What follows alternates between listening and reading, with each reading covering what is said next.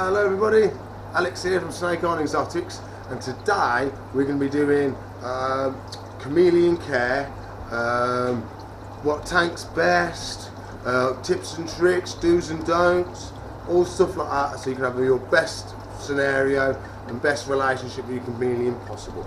So we'll do some other stuff as well, but the video is going to be mainly based on the chameleons, care, and all stuff like that. So we've got Megan as well today, picking up the slack as always. So I hope you enjoy the video. Please like, subscribe, comment and share for me, and I shall see you in a bit. So this is a fret display. So you can see his chin's all puffed up, his body's all spread out flat, and his tail's out dead straight. That's him going, I've been asleep all night and you just woke me up, what are you doing? So he's not impressed this morning. So you can see he's doing his big, trying to look as big as he possibly can. So we'll just open the doors so we can get a slight better look at him. There we go. So you can see his chin's puffed up. He's made himself nice and flat to make him look as big as possible, and his tail's out dead straight. That is a sign of, don't mess with me because I'm in a mood. But you don't really want them to. So say if I go like this now, he's not going to do anything worse. If you know what I mean. So you almost need him to realise that doing a fret display just makes no difference. We're still going to pick him up. We're still going to do all our stuff we want to do with him. But it's not like he's saying I'm going to bite you. He's not saying that. He's just showing that I'd rather be left alone if you don't mind, sort of thing.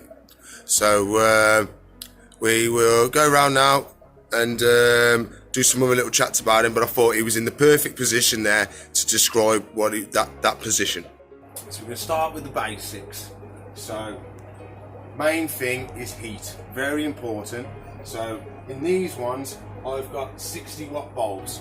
So you don't want to go too mad, especially because it's so warm in the shop. So we've got 60 watt bulbs in both of them, and then they can go up to the basking spot, which is you can make it with vines and stuff like that. And then they adjust themselves to the temperature. If they want to be a bit cooler, they go down lower in the tank. If they want to be warmer, they'll go up higher in the tank. UV is also extremely important because they're, especially with the YEMEM chameleons and stuff like that are in the warmer climates, they get quite a bit of sun. So the one we've got with it is this one, which is the 5% UVB. It's what came with the chameleon kits. So that's what we've got in with them. So it's very important because it's all for bone growth. Especially if you've got a young one, calcium and UVB are very important for bone growth and stop getting metabolic bone disease and just for general well-being in the animal as well. So what we're also going to talk about today is the tanks. So people have the reptibrises, and people have the wooden vivs, and people keep them in exoterras. So there's reasons for doing either way. So if you're in a really warm house, a reptibrise is usually the best one because they do like the airflow, because obviously they're in the trees, they've got lots of wind and stuff like that, so airflow is quite important to them. So that's why in a warm shop like I am, the shop doesn't go below about 28, which is, I don't know what it is in the Fahrenheit, I'm sorry for the Americans out there. So reptibrise is really nice, air goes through them and that, but if you've got a really cold house, the wooden ones are better because they can hold the heat in. So with these ones, if you've got a cold house or a drafty house, it's just gonna take the heat away, and it's not gonna let the animal have a chance to go to the basking spot. So we're gonna talk about food. We can also talk about decor, and we're also going to talk about well-being and other stuff that they do. So the other equipment you're going to need is the dripper. So they don't drink standing water, so they're not going to drink out of a water bowl. They only drink rainwater. So it's you can give them a spray with dechlorinated water, or you can There we go, we've got the spray bowl, look at that. Give him a little spray, he's not going to like it, he's going to run away. And then, so that's why we have the dripper. And with the dripper, it's good to have it hit a vine, or at least go near the vine. So he can go to that spot, have the water drip on him. And if we look at the shape of his head, it's like a little gutter. So it's meant to hit him on the head, roll down between the eyes and go down to his nose where he can lick it off. So his face is designed to drink rainwater. Ain't you, mate? His face is designed for it. The kits also come with a Repti carpet, which is over here. Eco carpet. I don't use it. The bugs tend to hide underneath it. The poo meshes in with it and it's hard to get it clean. And it's just somewhere for bugs to live and nasty stuff to live. So I prefer just a plain shiny wood bottom. It's waterproof, it's got a shiny layer over it, and so much easier for cleaning. You can just spray it, wipe it over, and you're done. So I'm an advocate for nice and clean. I mean, you can put substrate on the bottom, that's fine. But with the Repti Breezes, you need they come with it, there's a little plastic tray you can get, and it sits outside and stops anything falling out. But if you wanted to do something like that, you'd be looking at more an Exoterra or a wooden Viv, which if you wanted to do a bio setup, you do a lot better with one of them. But then you've also got to cater for heat and air and stuff like that. So they're doing well, they're doing really well, so we're going to get some food into them, and we're going to talk about food and calcium and all that stuff. And then we might dibble around, do some other stuff as well. We want to be just the Swamp Thing, but we're mainly focusing on the chameleons today. So I've got the 3 main products you're going to need when you've got a chameleon. So you're going to need terrarium water conditioner. So all that does is takes the chlorine out of the water, so they've got nice clean water to drink. So very important, because we like nice clean water, and because we go through quite a bit of water with them, because once it's gone down there into the water bowl, we class it as dirty. So we pour it away and we put fresh into here. So you do go through a lot of water. So it's good to not have it dripping like mad. You want a nice slow drip, so drip, drip. Not drip, drip, drip, drip, drip, drip, drip, because you'll just go through. You want to try and make the water last at least 6 to 12 hours. It's a long time, that is, so you want a nice slow drip.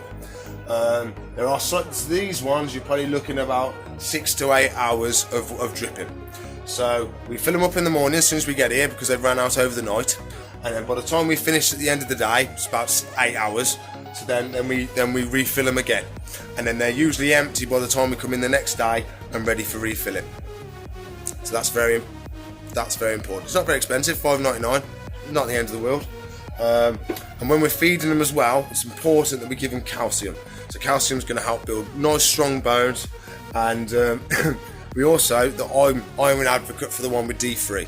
So D3 is one of the things that comes from the sun, one of the vitamins. So if the UV bulb is a little bit old and it's not putting out the exact UV, so say if I've had this light in here, which is 5%, if I've had it in there 6 to 9 months, it's still going to light up, but it's not going to be putting out 5% anymore. It's going to be ticking down maybe 2%, maybe 3%. So this picks up the slack. There's a new product I've been using as well, which is the Repti Boost. Very, very good. It's for if you're ever worrying that the animal is a little bit lethargic, not quite eating as much as he was before, maybe he's a bit sulky or something like that. This is a nice little boost. So it's vitamin A, C and E, glucose, electrolytes and probiotics. It is everything in a little drink form. Well, it's a little powder form that you add to the liquid. What I tend to do is I will target drink them with it. So I'll get a little, you have to mix it, I think it's a scoop with 500 millilitres of water. Then I get a little pipette It says to try and do it 3 times a day.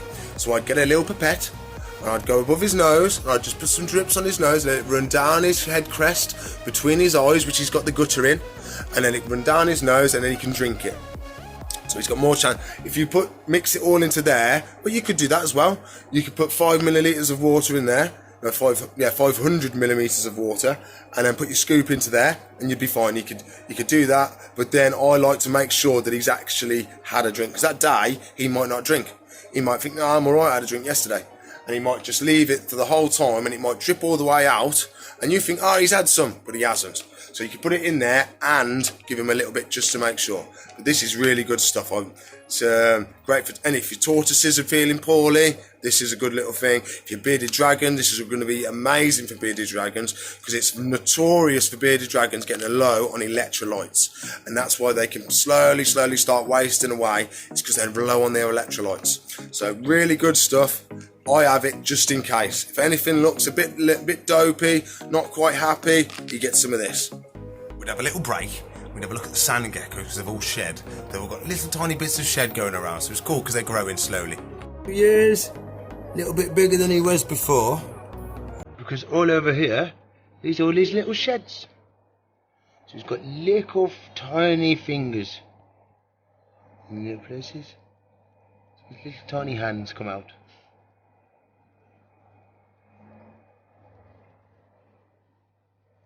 So there's 3 in here, there is. You'll have to trust me on that. Probably under that big piece of wood. Yes. Can we see? Can we see? No, they dug burrows and they hide in the sand, they do. But there's one. So they are in the tank. That's proof. There's 2 more hiding. It's nice to know they're growing, they're shedding. We've just moved it all down from where their heat mat is and their lights and that. Just so we could do the little bits of work on them. So we have to do their water bowl, which is only very small, as you can see. And then they have fruit flies, which is their food. Having a very varied diet is important as well. So they're notorious for getting bored. So they just have the same food over and over again. They can get bored and refuse it. But usually you get away with locusts, Mario worms, mealworms, but of course it depends on size. So these ones here, they are, I'd say, the body's probably 2.5 inch, then you got tail. So those ones will be on large locusts. So with my sizing, it goes adult, extra large, large. If you know what I mean. So 3 down from the adults. And you can do crickets as well, but you have to be very careful with your crickets because they're notorious for getting a bug and giving it to your lizards. So you have to keep your crickets extremely clean. You don't want any dead bodies or anything like that, because they can really make your animal ill if there's almost got a dormant bug they eat. The crickets, they almost have a dormant disease inside of them. So when they die and then something eats it, it then becomes alive in that animal, in the other cricket. So and then when your animal eats that cricket, it can then get the bug. So it's almost like a wasting away disease. It's quite common in beardies. The beardies are notorious for catching off the crickets. So I don't feed them crickets unless they're really babies, and I will feed them the baby crickets because they don't live. If any of them die in the tank, the other ones are too small to get through the casings to eat them. So small crickets are fine. Anything above mediums and stuff like that, they're big enough to eat each other. So we've got some locusts. We give them some locusts. We can do Mario worms as well, but it takes a lot for them because it's a different thing. It's a worm. It doesn't wiggle as much. But we get him out, have a look at him because we haven't done that yet. So we get him out, have a look, and then we can give him a feed. I don't know what to do. We want to do a feed first. And then we get him out afterwards, because once he's stressed out, he may not eat from handling, depending on how he accepts the handling. So we'll get some food, give him a feed, and then we get him out and do some handling. Just sharing your food, eh? Oh, I don't know. Look at the state of your face. Look at you. Like blooming Tony Montana. Say hello to my little friend.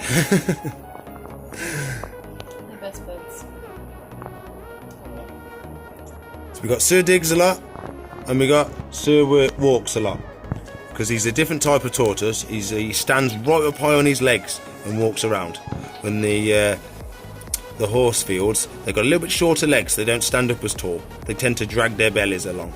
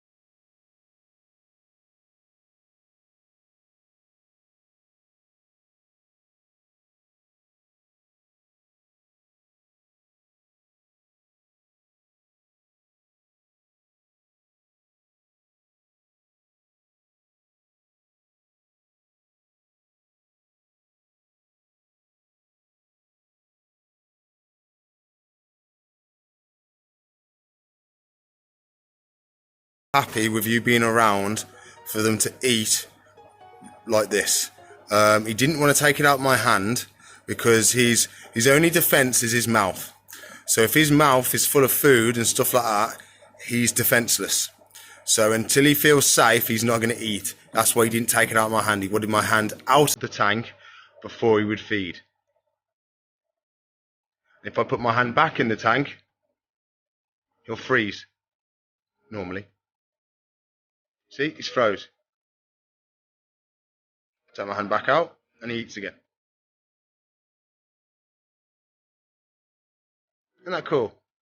It shows that he's not quite happy with me at the moment, but he's okay with me being in the room where I'm at the door. I mean, I'm not miles away, but he just doesn't want me in the tank while he's feeding. He's not comfortable with that. He thinks he's still nervous. So when we get him out, we'll have a little talk about him, have a look at his feet and stuff like that. We'll have a little talk and actually look at the chameleon. Come on, mate. What's the locust doing? Here, you gonna go get it? What do you reckon? You wanna go get it, or do you want me to bring it to you? I'll bring it. He keeps jumping away. It's almost like he knows that you're there, and he's like, he's too close to the chameleon. It's too close to the chameleon. Stop jumping off. Stay on the vine so you can be eaten like a good locust. Now stay.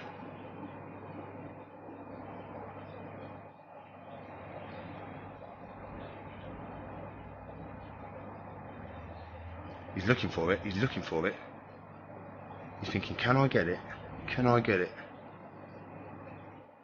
He's watching me though. He's watching me. Any time I move, he has a look at me. Look, there, see?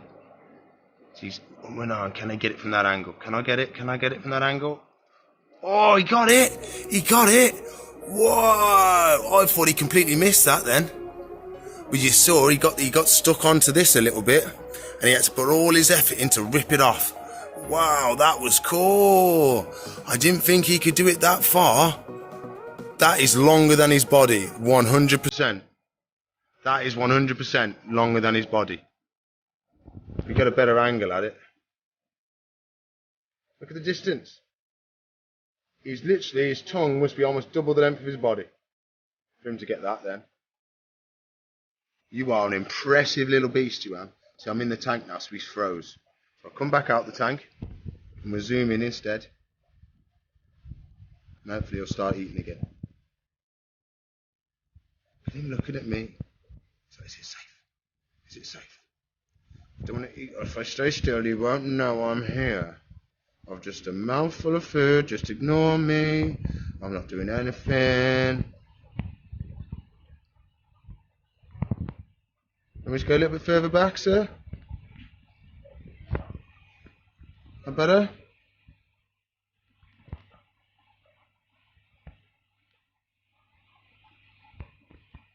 No, still a bit nervous. Still a bit nervous. I might have to leave him to eat on his own. You need me to shut the door. That's what he wanted. He didn't want the door open.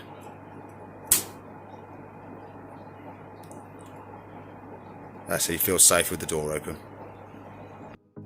So we're getting mate. Come on, buddy. Go do some talking about you. Not like I've done enough of that today. Come on, mate. There's a good lad. So there he is. So they've actually still got the same hand structure that we have. All they've done is they've paired 3 fingers and 2 fingers together to make a grabber. So if we look, we've got 2 toes. If we look on the other side, we've got 3 toes. So they've still got 5 fingers. They've just 3 of them have joined together and 2 of them have joined together. And as you can see, have a look at his head. We can see the guttering that I was on about. So the water would drip him on the. I know you can see my finger. It would drip him on the back of the head, run down between his eyes, and then he'd drink it there. So his tail is like an extra arm.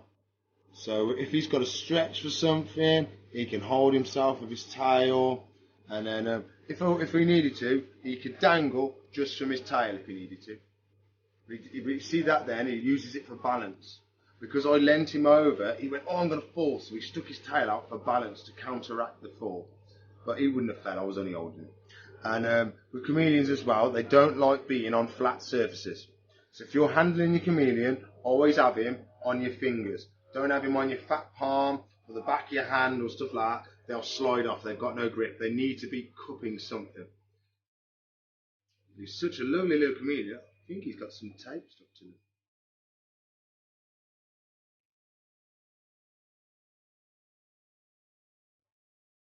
Hello. He's lovely in time. He's not, well, he didn't like coming out of the tank because of course we've got to go like that around him. He doesn't like it. But he's not displaying, he's gone back to his natural colours. And as they get more older, they pick up extra pigments.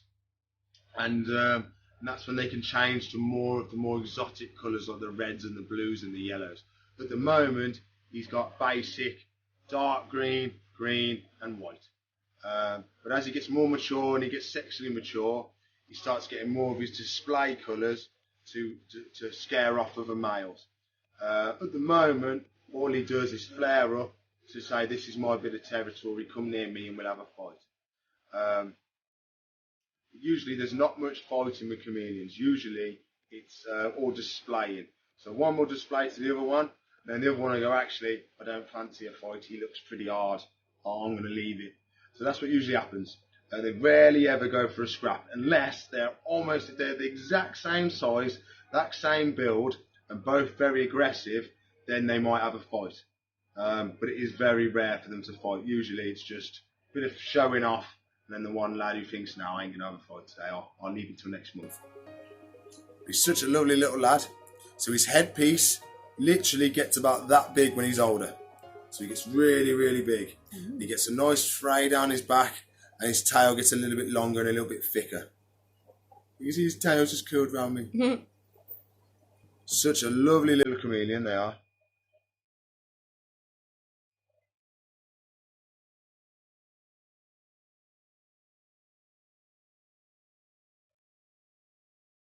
Model. It's really, really nice. They're the best beginner chameleons. He's a YEMEM chameleon. or a veiled chameleon is their other name. The veiled chameleon is their actual name. The YEMEM chameleon is their nickname, because they're from Yemen. But they're actually quite endangered in the wild because of what's been going on in Yemen. There's a lot of they have a lot of trouble in Yemen. So there's been a lot of deforestation and all stuff like that because there's a war going on. So that's why they're struggling in the wild. But in captivity and stuff like that, there's thousands of them. They're really notorious at breeding. They'll lay between 40 to 90 eggs. The eggs, they'll take 6 to 9 months to hatch. So that's why sometimes in the wild, if the incubation period changes or the environment changes, we can lose a lot of big clutches. But in captivity, we usually get everything. So I think we've had a lot of talking today. So I think we'll go around and do some other stuff with the animals. And then I think we'll call it a day, because I don't want to bore you with all my knowledge. I think we did well. We've done some upkeep on the chameleons today. So I think you should be able to, anyone now should be able to go get a chameleon and look after it properly. So we do some other stuff with the other animals now to end the video. Thought we'd end the video with our new clowns in the tank. Look at them, so happy. I know you've heard a lot of me talking today, so I'll try not to talk so much. So doing really well. Oh, there's the crab. There he is, look. Da-da-da-da. Hiding in the rocks, he is. So the canary blenny's still being antisocial. He is. Very antisocial fish. He's just sticking his head out. Sorry, sofa goby. There he is. Why have you put more fish in my tank? I was happy on my own. Why have you done such bad things to me? I loved being on my own. Oh well, you've got friends now. Enjoy it. So there he is. There's Mr. Hermit Crab. Munching away, munching away. And if you've noticed as well, the orange is almost gone. So all the diatoms have slowly been eaten away. I'm going to see there's a little bit left there, but the rest of it on the rocks is virtually gone now. So I'm happy with that. See, a couple of weeks, and it's absolutely fine. Slowly goes away. So I think that's all we've got time for today. You've heard me natter on long enough. So I'll say goodbye in a sec. Okay then everybody, that's your how to look after chameleon video finished. So I know it's a bit more talking than I usually do, so I hope that hasn't annoyed you. We still got to see some chameleons and the geckos and stuff like that, but yeah, I thought I'd do a bit more of an educational one instead of just showing you the animals. I thought I'd tell you how to look after them, stuff like that. A little bit different. If you didn't like it, let me know in the comments. If you did, let me know in the comments. Hope you enjoyed the video. Please like, subscribe, comment and share for me. If you'd like to watch another video, should be a box there. If you want to watch a playlist, should be up there. If you want to subscribe to the channel, should be up there. I think we was on 555 last time I looked, so we was on 555. That was quite interesting. But thank you very much for everybody, and I'll see you in a bit. See you in the future. Bye.